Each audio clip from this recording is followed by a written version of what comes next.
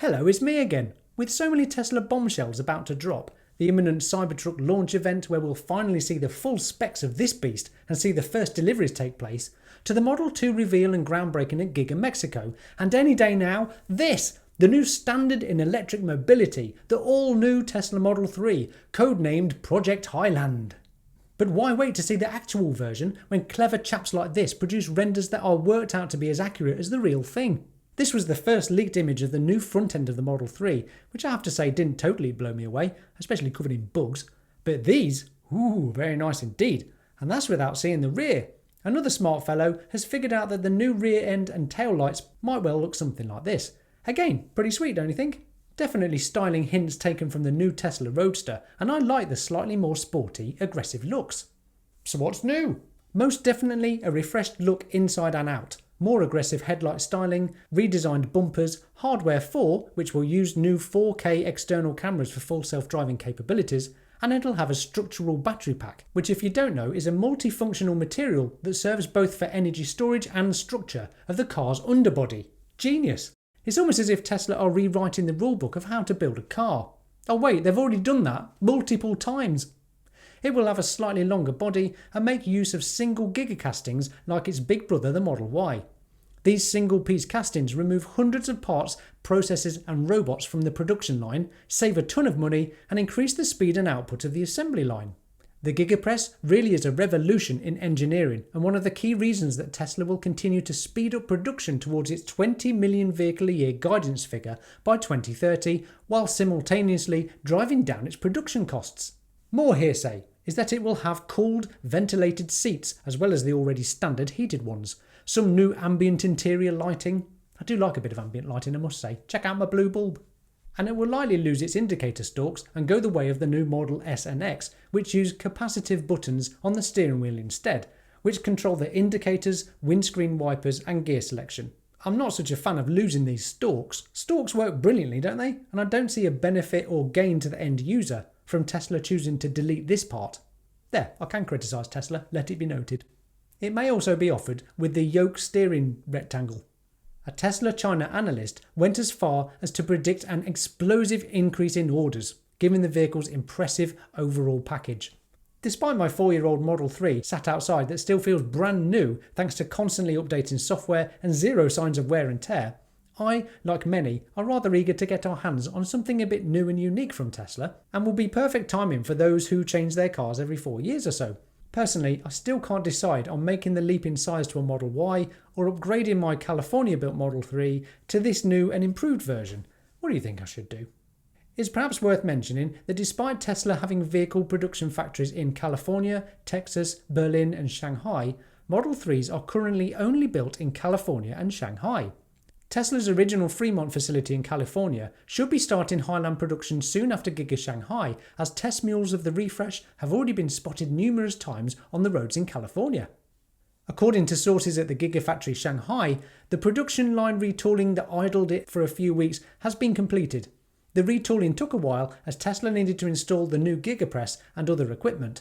The Highland project has moved beyond the trial production phase, with production ramp-up and stress testing slated to begin today, on August the 25th. By early September, Tesla aims to reach a daily production capacity of approximately 1,200 units. This means we can expect deliveries to be at the start of October, which is the beginning of Q4 this year. The base Model 3 coming from Shanghai is expected to receive a larger 66 kWh battery pack, with M3P battery cells coming from battery manufacturer CATL. These M3P battery cells are more energy dense, perform better and cost less than the nickel and cobalt based ones.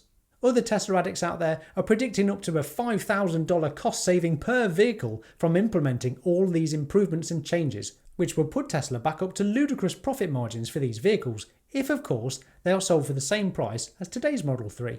And I don't see a reason to sell this for anything less, when demand for Teslas is ticking along nicely, and you can currently buy a Model 3 for just $30,000 in America. I'd assume Tesla will want to avoid an extreme backlog of orders if they were to price this any lower. Remember, the upcoming compact stroke Model 2 will be the Tesla of choice for around the $25,000 mark.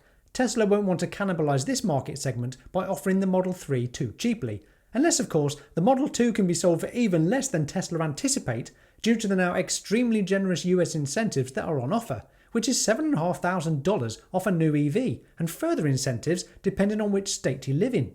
Oh, if only any incentives were offered here in the UK, wouldn't that be nice? Our government has taken away the £3,500 grant towards an electric vehicle and even removed a subsidy that offered homeowners money off installing a wall charger. Still plenty of spare money for things like subsidising the fossil fuel industry to the tune of £80 billion since 2015. I digress. I best stop there. I'd really appreciate it if you could leave this video a like to help grow my little channel, and subscribe too if you're finding this useful and want to see more as I slowly struggle into the future. Thanks a lot. As a quick reminder to anyone new to Tesla, they do eventually launch new products. I know they seem a little sparse as of late. The last official product launch was the Model Y back in 2019, and let's face it, even Elon didn't particularly seem too excited by that. This was, after all, just a bloated Model 3 that just so happened to brilliantly tick all boxes for a family car. A hatchback, SUV size and styling, crazy performance and handling, quieter cabin thanks to double glazing, and even more internal space. Some lucky countries even get a 7-seat option and more paint colours. Not the UK though. Come on Tesla, what happened to the world's most advanced paint shops? BMW even offers 15 different metallic colours. Everyone wants more colour choices from you. This is the one ball that Tesla has dropped. Well, apart from these two. Oh my god. Sure.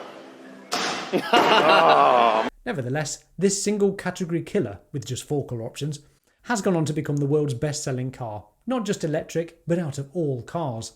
Why on earth other car manufacturers are messing about trying to create 30 new EV varieties when the simplest thing for them to do would be to copy Tesla's winning formula of just one category killer per segment. A compact, a saloon, SUV, luxury performance, even bigger luxury SUV, and soon the destroyer of the truck market, the Cybertruck. Very soon, in fact. Rumour has it, 10 a day are being built right now and are going through final testing and being filmed for publicity. So we can expect a delivery event coming very, very soon for the Cybertruck too. Definitely within 2 weeks, depending on when you're watching this. So in summary, Project Highland will give Tesla a higher spec, better looking car, but cost way less for them to build. This gives Tesla the unique advantage in the car world of being able to lower prices to extreme levels if demand does slow down for them. Personally, I don't think it will. Anyone following Tesla that is interested in purchasing a Model 3 will know that this massive updated facelift version is just around the corner and might well be putting off their purchase until its reveal. Interest rates will hopefully ease from here on in, allowing better affordability for lots of people. Tesla will be opening up to new markets around the world. And as you might well know from me, Tesla owners just don't shut up about their cars. As more bums in seats experience Teslas, the more Teslas Tesla sells. Tesla also sells seashells down by the seashore, but that's a story for another day. All this talk of crazy profit margins without even mentioning the insane pure profit that will one day come from full self-driving subscriptions. A flick of a switch and millions of Teslas around the world will one day become fully autonomous. Even if you don't think it's coming soon, when? Next year? 2025? Just how many Teslas will be on the road by then, and how many owners might take up the offer of a fully self-driving car? What does that even look like in terms of revenue for Tesla? 100% profit margin from software alone times millions of cars. What an incredible position Tesla are in. They will be building low-cost electric cars for the greatest profit margins whilst offering the most compelling EVs. Bravo doesn't quite convey their success. And guess what happens next? The refresh happens all over again with the Model Y, codenamed Project Juniper. More cost savings, more profit, even better product lineup. Terrific. And that's why I love Tesla, what they have achieved so far and what they stand for. Tesla are creating the future I want to see with their bonkers fun products, extreme performance, and offering all the things we need to improve our lives and progress forwards towards an electrified, sustainable energy future. Do like and subscribe if you'd like to hear more from me, and there's plenty more fun Tesla stuff to check out on my channel. I'm Will, this is the Tesla Jigsaw, thanks so much for watching. Bye for now.